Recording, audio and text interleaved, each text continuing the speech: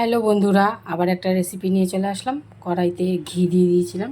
ঘিয়ের মধ্যে দিয়েছিলাম গোটা এলাচ আর লবঙ্গ, দারচিনি দিয়ে তারপরে গোবিন্দভোগ চালটা আমি ধুয়ে মানে ঝরঝরা করে রেখেছিলাম হলুদ মাখিয়ে। তারপর কড়াইতে দিয়ে দিলাম, দিয়ে পরিমাপ মতন জল দিয়েছিলাম।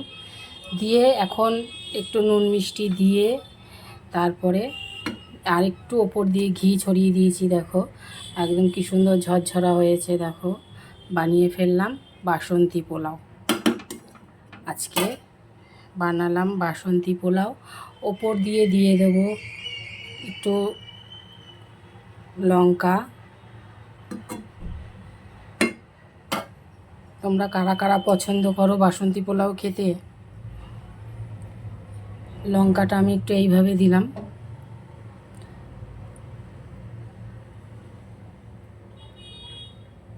দেখো হয়ে গেছে বাসন্তী পোলাও। তোমরাও এইভাবে করে খেও, খুব ভালো লাগে। পোলাও তো সবার ভালো লাগে। আর তার সাথে করেছি এই যে আলুর দম।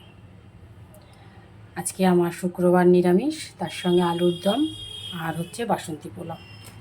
তাহলে আজকের মতন রাখছি ভিডিওটা। আবার কোনো একটা রেসিপি নিয়ে তোমাদের সামনে হাজির হয়ে যাব।